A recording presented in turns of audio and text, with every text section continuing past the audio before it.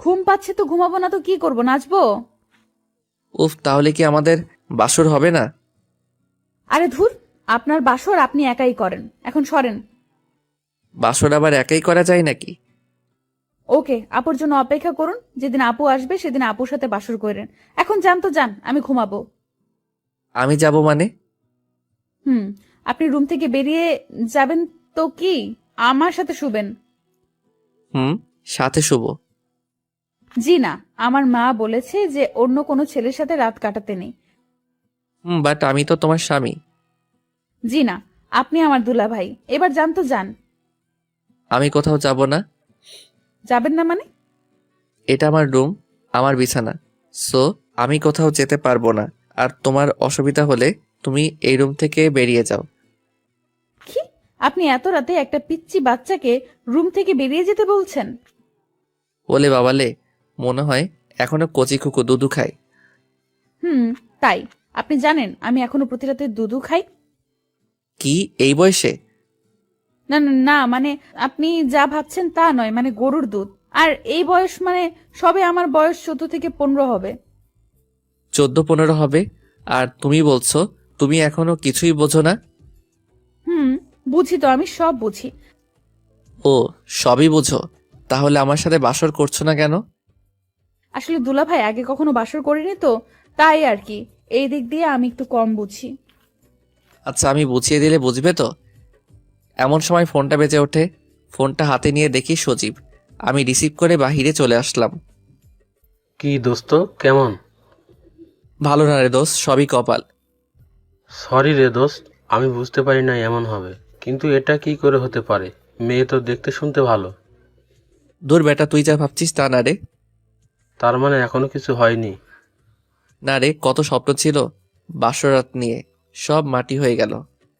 So sad. তোর সাথে পরে কথা হবে রে, এখন বাই। আচ্ছা বাই। রুমে ঢুকতেই সোনালিকা বলতে লাগলো, এই যে মিস্টার, লুকিয়ে লুকিয়ে কার সাথে কথা বলা হচ্ছে শুনি? তারপর বিছানায় বসে আমিও বানিয়ে বানিয়ে বলতে থাকলাম। কেন, তোমাকে বলবো কেন? গার্লফ্রেন্ড নাকি দুলাভাই? কেমনটা লাগে? আচ্ছা, কি কথা বললেন? বললাম আমার বউটা না বাসর বুঝে না। তারপর আপনার গার্লফ্রেন্ড কি বলল? বউ বুঝে না কি হচ্ছে, তুমি তো বুঝো। তারপর আপনি কি বললেন? আমি কিছু না বলে সোজা তোমার কাছে চলে আসলাম বাসর বোঝাতে। আমার কাছে মানে? এত কিছু বুঝি না, চলো তোমাকে বাসর বোঝাবো। দেখুন, আমার এত বোঝা লাগবে না। যেদিন আমার আসল স্বামীর সাথে বিয়ে হবে সেদিন বুঝবো। এখন যান দুলাভাই, আমার খুব ঘুম পেয়েছে। এই বলে আমাকে ধাক্কা দিয়ে নিচে ফেলে দিল। বাসরাতে কই একটু বউয়ের আদর পাবো, সেটা তো হলোই না। উল্টা দোলাভাই বানিয়ে নিচে পাঠিয়ে দিল ঘুমাতে। হাই রে, এই বোকা অবুঝ মাইয়াটাই কি আমার কপালে ছিল? শালার, ওদের সামনে মান সম্মান বাঁচাতে গিয়ে আমাকে ঠেলে দিল পচা পুকুরে। বিয়ের আগে ভেবেছিলাম সবকিছু মনে হয় ঠিক থাকবে, অনেক সুখে থাকবো। কিন্তু এখন হাড়ে হাড়ে বুঝতে পারছি আমার কপালে কি আছে। শুনেছি বাসর রাতে অনেক মজা হয়, বাসর রাতে সবাই বিড়াল মারে, আর আমি তো মারতেছি মশা। বউ তো আদর করলো না, আদর করতেছে মশা। শালা, আগে জানলে মশাকে বিয়ে করে ফেলতাম। দূর, এসব কি আবল তাবল বলতেছি। মশা মারতে মারতে মাথাটা নষ্ট হয়ে গিয়েছে। এইসব বলতে বলতে কখন ঘুমিয়ে গেছি বুঝতেই পারিনি। সকালে সোনালিকার ডাকে ঘুম ভাঙলো। এই যে দুলাভাই, ওঠেন। কেমনটা লাগে আপনারাই বলেন তো? স্বামীকে বলছে দুলাভাই। এমনিতেই বাসরাত জ্বলে গেল, সারা রাত ঘুমাতে পারিনি মশার জ্বালায়, আবার সকালবেলায় মনটা খারাপ করে দিল। এই, আমি কিসের দুলাভাই তোমার? কিসের দুলাভাই মানে? আমার আপুর স্বামী, তাই আমার দুলাভাই। এই, আমি তোমাকে বিয়ে করছি নাকি তোমার আপুকে বিয়ে করছি? আমাকে বিয়ে করেছেন। তাহলে আমি তোমার দুলাভাই নাকি স্বামী? দুলাভাই। একটা থাপ্পড় দিয়ে বরিশাল পাঠিয়ে দিব। ইসরে, এটা মাইয়া নাকি অন্য কিছু? কেন? আমাকে দেখে আপনার কি মনে হয়? হ্যাঁ।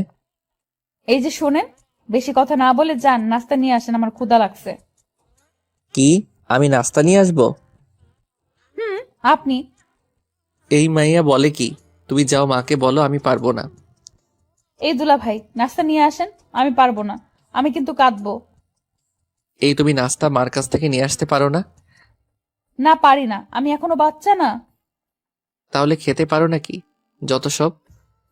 হুম, না হলে এখন কিন্তু আমি কান্না করবো দুলা ভাই। দূর, দুলাভাইয়ের গোষ্ঠী কিলাই। এই জ্বালায় আর থাকা যাচ্ছে না।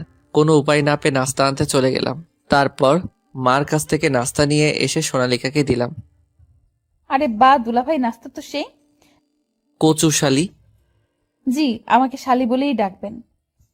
দেখেন তো, মেজাজটা গরম হয় না? বউকে নাকি শালি বলে ডাকবো? জীবনটাই বেদনা। বউকে শালি বলে ডাকবো কেন? এই যে কিসের বউ? হ্যাঁ, আমি কারো বউ টউ না। এবার বউ বললে আপনাকে আমি। কি করবে গো বউ? আবার বউ বললেন? দুঃখিত, শালি বলতে বউ বলে ফেলছি। হুম। হায় রে ভাগ্য, নিজের বউকে শালি ডাকতে হচ্ছে। না জানি আরো কত কি করতে হবে। এর থেকে কচু গাছের সাথে ফাঁসি দিয়ে মরে যাওয়া অনেক ভালো ছিল। না, আজকে ওকে শায়েস্তা করতে হবে। কিন্তু কিভাবে করব সেটাই ভাবতে লাগলাম। হ্যাঁ, একটা বুদ্ধি বের হয়েছে। সঙ্গে সঙ্গে সজীবকে ফোন দিলাম। তুই কই রে? রাজবাড়ি? কেন রে? দাঁড়া, আমি আসতেছি, কথা আছে। ওকে। তারপর চলে এলাম সেই পুরনো রাজবাড়ি, যেখানে এমন কোনো দিন নেই আমরা দুজন না আসি। তারপর নীরবতা ভেঙে সজীব বলল, কি যেন বলবি আমাকে?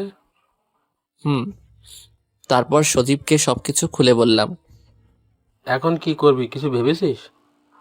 এখানে তোর গার্লফ্রেন্ডের হেল্প লাগবে। এখন আমার কি করতে হবে সে বল। তুই শুধু আশাকে বল আমার সাথে কদিন প্রেমের অভিনয় করতে। ঠিক আছে।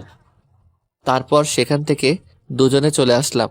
বাসায় ফিরতেই মার বকাঝকা শুনতে হলো।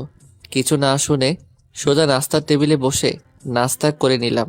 তারপর সোজা রুমে সে দেখি সোনালিকা বসে আছে। কিছু বললাম না, সোজা ছাদে চলে গেলাম। রাতে ঘুমাতে যাব এমন সময় একটা অচেনা নাম্বার থেকে ফোন আসলো। রিসিভ করতেই দেখি একটা মেয়ের কণ্ঠ।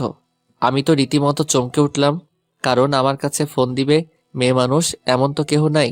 তখন মনে পড়ল বিকেলবেলার কথা। হ্যালো, চুপ করে আছিস কেন? কখন থেকে হ্যালো হ্যালো করে যাচ্ছি। আশা? হ্যাঁ বল। এই যে মিস্টার, আমি আশা না। রীতিমতো আরো অবাক হলাম। তাহলে কে আপনি? এত দ্রুত ভুলে গেলে? আমাকে চিনতে পারছো না? না, কে আপনি? থাক, চিনতে হবে না। তা তুমি নাকি বিয়ে করেছো? হ্যাঁ, কিন্তু আপনি কে? আর আপনার কি সমস্যা? আমারই তো সমস্যা।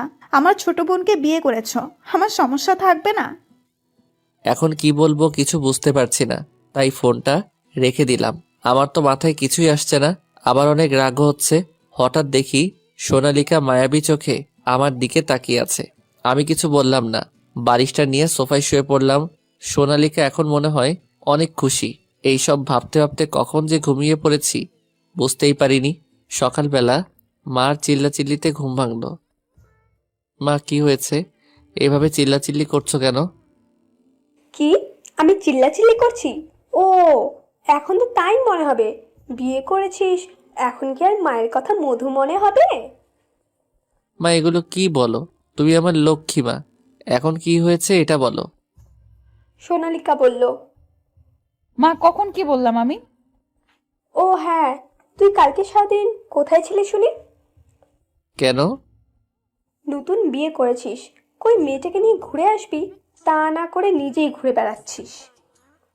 ঠিক আছে মা, এখন যাও তো, ঘুমাতে দাও। তারপর মা চলে যায়। আমি তো মনে মনে অনেক খুশি। তখনই সোনালিকা বলে ওঠে, কি দুলা ভাই, অনেক খুশি মনে হচ্ছে। হ্যাঁ, আজকে তোমাকে মজা দেখাবো তাই। কি কিছু বললেন নাকি? না, কিছু বলিনি, এমনি খুশি। আধ ঘন্টা পর ঘুম থেকে উঠে ফ্রেশ হয়ে নাস্তার টেবিলে বসে সোনালিকাকে বললাম রেডি হতে, ঘুরতে যাব। কথা শুনে সোনালিকাকে খুশিতে আত্মহারা। সোনালিকাকে রেডি হতে চলে গেল, আর আমি আশাকে রেডিও হয়ে থাকতে বললাম, আজকে দুলাভাই ডাকা বন্ধ করব শালি। আমার কত ইচ্ছে ছিল বাসন নিয়ে আজকে বোঝাবো। সোনালিকা আলমারি থেকে নীল একটা ড্রেস আর প্লাজো বের করে, সাথে একটা ওড়না, এক হাতে ঘড়ি আর অন্য হাতটা ফাঁকা। চুলগুলো খোলা রেখে দিল। রেডি হয়ে নিচে নামতেই মাকে বলে, আমি আসছি। আচ্ছা, একটু তাড়াতাড়ি আসিস, সন্ধ্যা যেন না হয়। চিন্তা করো না, তোমার ছেলে আছে তো সাথে। সেই জন্য তো বেশি চিন্তা হয়। আবার তুই সাথে যাচ্ছিস, আবার কোনো সমস্যায়। মা আমি এখন ছোট রয়েছি নাকি? First is first. তখন আমি চঞ্চল ছিলাম, এখন খুব লক্ষ্মী ছেলে। আসছি। মার থেকে বিদায় নিয়ে সোনালিকা পিছনের সিটে বসতে যাবে, তার জন্য দরজাটা খুলতে গেলেই সাগর ধমক দেয়, সামনে আয়। রাগী সুরে বলে সামনের দরজাটা খুলে দেয়। সোনালিকা মাথা নিচু করে সামনেই গিয়ে বসে, চুপচাপ বসে আছে, কোনো কথা বলছে না। আশার বাসার সামনে থেকে আশাকে পিক করে নেই। রীতিমতো সোনালিকা আশাকে দেখে অবাক হয়ে চেয়ে আছে আমার দিকে।